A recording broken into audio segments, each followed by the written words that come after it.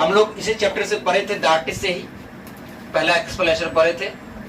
ठीक है, 2-3 एक्सप्लेनेशन इस चैप्टर से पढ़ रहे हैं, क्योंकि अगर 2-3 एक्सप्लेनेशन अगर पढ़ लेंगे तो इसके अंदर जितना भी स्टोरी है जो हम लोग पहले ही पढ़ लिए, चैप्टर में पढ़े, ऑब्जेक्टिव क्वेश्चन में पढ़े, शॉर्ट टाइप क्वेश्चन में पढ़े और एक्सप्लेनेशन में पढ़े, तो इस चैप्टर के अंदर जितना वर्ड आएगा वो वर्ड भी हमें पता हो जाएगा और इसका कहानी फिर से रिवीजन हो जाएगा। समझा बात? और ये भी पता चल जाएगा कि हम कैसे एक्सप्लेनेशन को लिखते हैं। तो दूसरा एक्सप्लेनेशन क्या है, देखो, यू आर एन इडियट, ये क्वेश्चन पूछा हुआ है 2021 में। ठीक है, you are an idiot, he shouted at, there absolutely no future like a there is absolutely no future for a boy like you। यहाँ पर for a boy छूट गया है।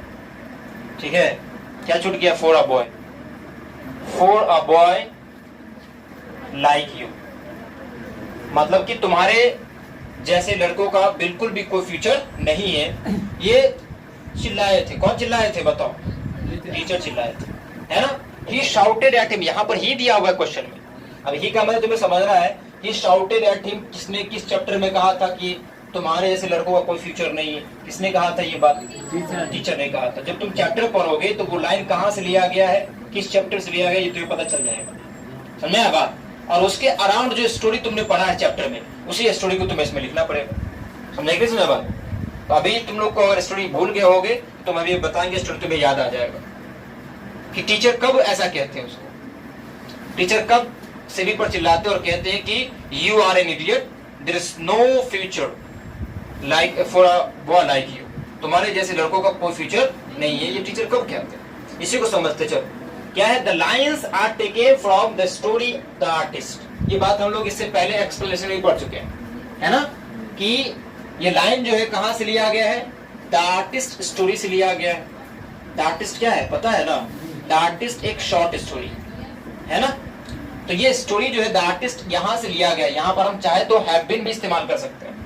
The lines have been taken from, the lines are taken from the story the artist. ये line कहां से लिया गया है? द आर्टिस्ट स्टोरी से लिया गया। इतना बात तो बोल सकते हो, the lines are taken from the story the artist written by Shiganui. पहले तो तुम्हें ये बात लिखना ही पड़ेगा, ठीक है, ताकि तुम्हारी कॉपी जो चेक कर रहा है उसको समझ में आए कि कौन सी कहानी लिख रहा है, कहाँ की कहानी लिख रहा है। ठीक है, हाँ, उसे ये समझ में आ जाए कि हाँ ये इसको ये पता है कि ये किस चैप्टर का लाइन है और वो उसी के बारे में लिखा होगा। ये बात यहाँ से समझ में आ जाएगा किसके बारे में लिखा। तो ये बता दिए कि ये चैप्टर द आर्टिस्ट से लिया गया, जिसको किसने लिखा है? शिगानुई ने लिखा है। समझाया बात? अब आगे देखो क्या है। अब यहाँ पर यू आर, मेन बात अब यहाँ से स्टार्ट होगी। इतनी बात तो सब एक्सप्लेनेशन में लिखना है। अगर किसी भी चैप्टर का कोई भी लाइन दिया है तो इतना बात तो लिखना ही है। मेन बात अब यहाँ से स्टार्ट होगा। क्या है देखो, you are an idiot, the teacher shouted at Simi. अब देखो यहाँ पर वो ही दिया था, वहां पर वो क्लैरिफाई नहीं किया था कि ही कौन है, यहाँ पर किसने चिल्लाया था उस पर, उस कौन है ये भी पता नहीं था।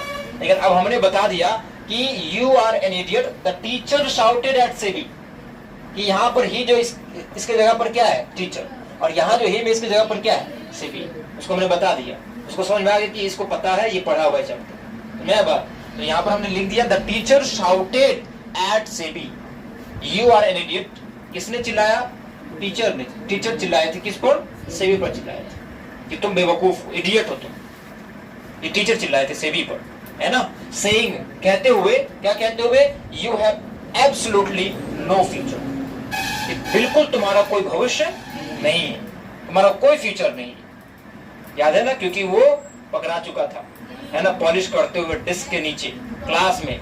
इसलिए टीचर पकड़े और उसको उन्होंने कहा कि तुम्हारे जैसे लड़कों का कोई फ्यूचर नहीं है, बेवकूफ नहीं, यू आर इन इट, है ना। तो you have absolutely no future. When चिल्लाए थे कब? When Sebi was caught red handed, जब सेबी पकड़ा गया।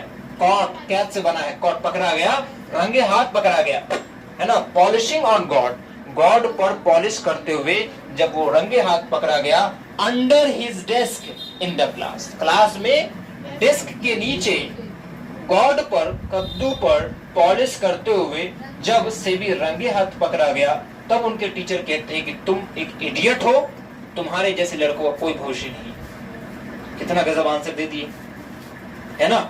ये बात जो यू आर एन इडियट कब कहते हैं और क्यों कहते हैं, कौन कहते हैं, किसको कहते हैं, ये बात समझ में आ गई यहाँ से। अब यहाँ से पैराग्राफ चेंज कर, ठीक है। ये लाइन है, इसको हमने पूरी तरह क्लैरिफाई कर दिया कि कौन कहा, किसने कहा, कब कहा। अब यहाँ देखो क्या है, देन एंड देयर, तभी। देन एंड देयर का मतलब क्या होता है, देन एंड देयर का मतलब होता है तभी। तभी the teacher confiscated his god on which Sebi had spent his long hours। इसका मतलब क्या है, देन एंड देयर, तभी टीचर ने उनके कद्दू को, उनके गॉड को, जिस गॉड पर उन्होंने बहुत सारा समय स्पेंड किया था, है ना, उस गॉड को क्या करते हैं टीचर, कन्फिस्केट कर लेते हैं, मतलब जब्त कर लेते हैं। क्या कर लेते हैं, जब्त कर लेते हैं। कन्फिस्केट का मतलब क्या होता है, जब्त करना, जब्त करना, ठीक है। उनको छीन लेते हैं, ले लेते हैं, अपने कब्जे में कर लेते हैं। कब, जब वो पकड़ा जाता है क्लास में, डेस्क के नीचे जब वो कद्दू पर पॉलिश कर रहा होता है, तो टीचर के द्वारा वो जब पकड़ा जाता है तो टीचर क्या करते हैं, उनके गॉड को वो छीन लेते हैं, जब्त कर लेते हैं, है ना।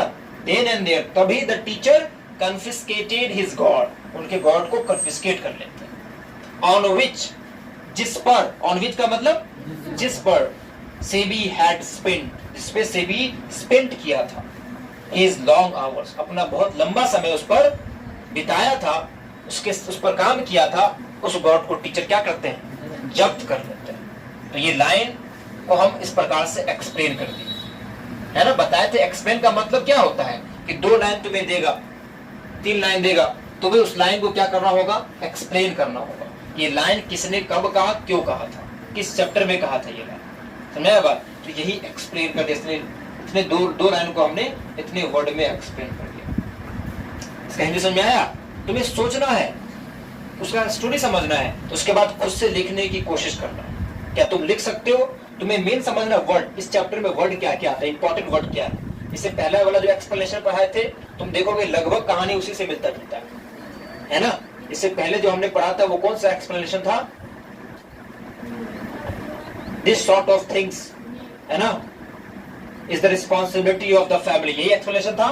इस प्रकार की जिम्मेदारी किसकी होती है, फैमिली की होती है। इसके बाद वो वाला एक्सप्लेनेशन आता है, जब ये टीचर के द्वारा जब वो पकड़ा जाता है तो वही कंप्लेंट लेकर कहाँ जाता है, वो टीचर उनके घर जाता है ना।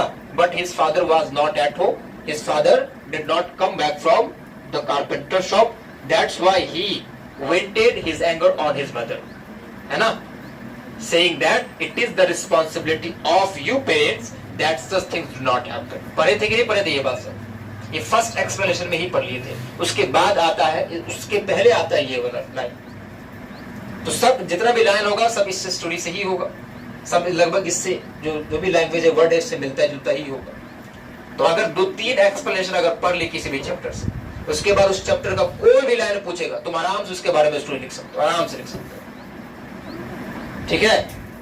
तो ये फायदा देगा, इसलिए हम एक चैप्टर से 2-3 लिखा देते, सबसे नहीं लिखाएंगे, जो ज्यादा इंपॉर्टेंट है उसी चैप्टर से हम 2-3 एक्सप्लेनेशन लिखा देंगे, ताकि तुम्हें आइडिया मिलेगा उस चैप्टर का जो स्टोरी है वो स्टोरी फिर से रिवीजन हो जाए और एक तरीका भी मिल जाए कि हम कैसे लिखेंगे, किसके बारे में, ठीक है, किस लाइन में हम कौन सा सेंटेंस हम पुट करेंगे। तो अब हम पढ़ेंगे नेक्स्ट एक्सप्लेनेशन।